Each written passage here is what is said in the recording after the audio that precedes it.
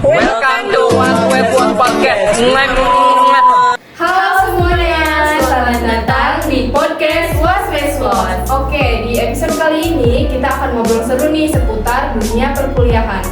Oke, aku Nizani Zatun dan perkenalkan teman aku Ririn Mahera dari jurusan Pendidikan Guru Sekolah Dasar semester 3. Oke Kak, hari ini kita bakal bahas banyak hal tentang kuliah nih, mulai dari pilihan jurusan, tantangan selama perkuliahan, sampai tips supaya bisa survive di dunia kampus. Semoga dapat insight dan obrolan kita kali ini. Kita juga bakal sharing nih tentang pengalaman pribadi, nggak cuma tentang sisi akademik, tapi juga kehidupan sosial di kampus, organisasi, dan tentunya banyak cerita seru yang gak kalah pentingnya. So, stay tuned! Gimana sih awal mula Kak Ririn milih jurusan kuliah ini? Apa yang mempengaruhi keputusan kakak?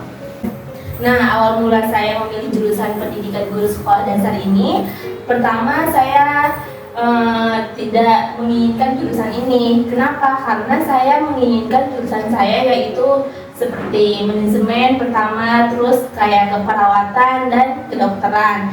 Nah, berhubung keadaan tidak memadai, saya disarankan oleh kedua orang tua saya untuk memilih jurusan Pendidikan Guru Sekolah Dasar ini. Nah, untuk mempengaruhi keputusan saya akan mempelajari tentang jurusan tersebut untuk benar-benar menjadi keputusan yang saya mau. Oke, baik. Begitu ya kawan-kawan. Yang selanjutnya nih Kak, apa sih tantangan terbesar yang dihadapi selama perkuliahan dan gimana sih cara menghadapinya? Tentunya tantangan terbesar yang saya hadapi itu adalah soal biayanya ya Kak. Karena tentang biaya itu karena sensitif juga ya. Terus kalau misalkan kita mempunyai keinginan tetapi ekonomi kita tidak memadai, itu sangat berat. Awal mula saya itu ketika masuk ke sini kan lumayan juga biayanya, dan dari situ adalah tantangan terberat saya. Oke, baik. Ada nggak Kak Ririn ngerasa jurusan kuliah yang Kak Ririn tuh nggak sesuai gitu sama bakat kakak? Awal mulanya itu saya mikir tentang pendidikan guru sekolah dasar itu bukan minat saya, tetapi banyak yang menyarankan dari keluarga, dari guru-guru pas SMA juga, bahwa menyarankan saya itu lebih cocok tentang ke perguruan pendidikan itu dari pendidikan guru sekolah dasar. Dan setelah saya jalani, saya bisa menjadikan pendidikan guru sekolah dasar itu menjadi sebuah minat saya. Jadi passion Kak Ririn ya mengajar itu. Ada nggak kegiatan organisasi kampus yang Kak Ririn ikutin yang memberikan dampak positif buat perkembangan diri kakak? Nah, tentunya ada. Saya mengikuti organisasi Kumala. Apa sih itu Kumala? Yaitu Keluarga Mahasiswa Lebak. Nah, berpengaruh banget untuk saya karena dari situ saya bisa mengembangkan potensi saya karena mengadakan kajian-kajian, mengadakan seminar, bahkan ada pengabdian kayak bina masyarakat. Dari situ saya bisa membangun relasi saya dan kemampuan saya juga di luar kampus. Oke, baik. Cukup bagus juga ya. Apa pandangan Kak Ririn tentang pentingnya pengalaman magang atau kerja sambil kuliah? Nah, penting banget, tentunya kita bisa mendapatkan penghasilan sambil kuliah juga, bisa membantu perekonomian kuliah kita, biaya kuliah kita, bahkan biaya kehidupan sehari-hari kita. Sebelumnya Kak Ririn sambil apa nih kuliah? Sambil ngajar juga, sambil kerja atau? Ya, sambil ngajar, pokok utamanya itu sambil ngajar ya.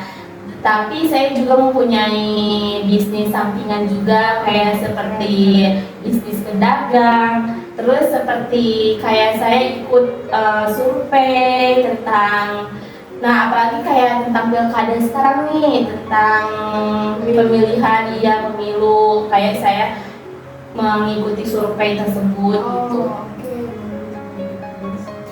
Gimana cara Kak Ririn ngatur waktu antara kuliah, tugas, apalagi di posisi kuliah sambil ngajar ya kan? Ada nggak tips produktif yang bisa dibagikan?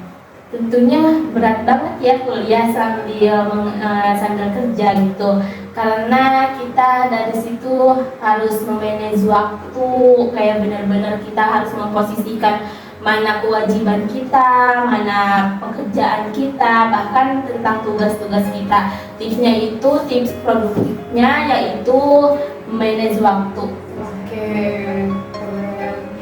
By the way, kakak ada tips nggak nih untuk mahasiswa baru agar bisa menyesuaikan diri dengan kehidupan kampus dengan lebih baik?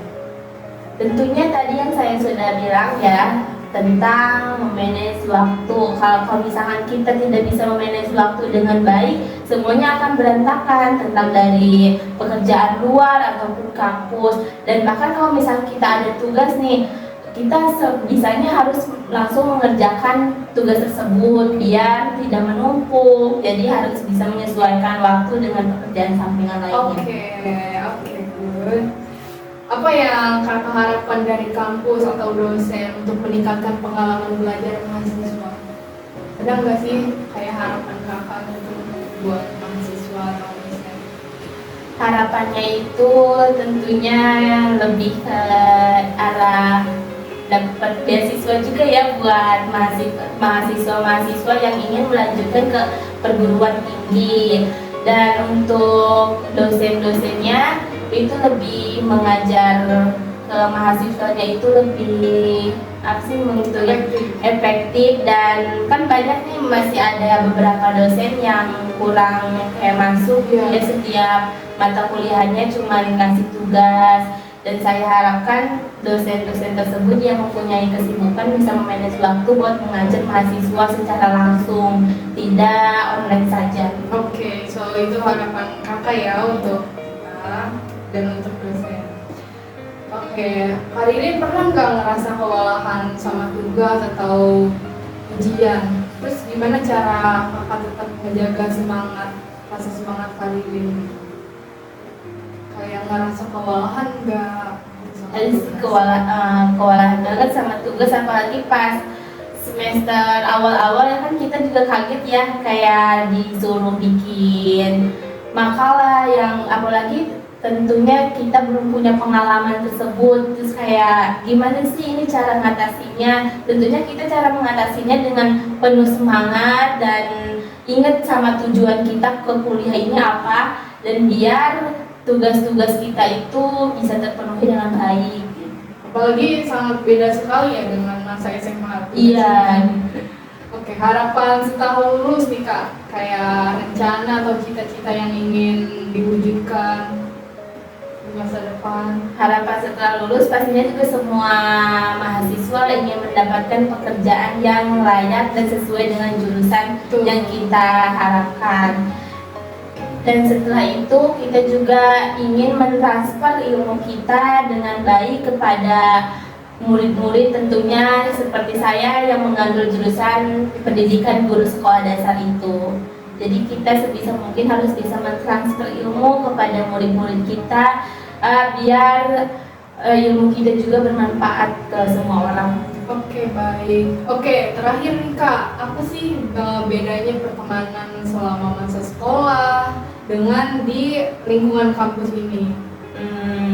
Menurut saya sama aja sih ya, kayak apalagi zaman sekarang itu lebih ke circle-circlean ya, karena dari zaman ke zaman itu emang sama gitu, kayak pas SMA juga emang ada sebuah circle pertemanan, tetapi lebih kalau misalkan apa ya, dari kuliah itu lebih ke dewasa banget gitu. Kita berteman aja kayak sewajarnya karena kita punya kesibukan yang lebih penting gitu ya, kayak berteman aja kayak sewajarnya aja. Kalau misalkan kita pas SMA itu kayak lebih apapun diceritain sama temen, terus bareng-bareng. Kalau misalkan kuliah itu lebih ke masing-masing. Jangan lupa buat follow podcast Was Face Was supaya kalian jangan ketinggalan episode seru lain.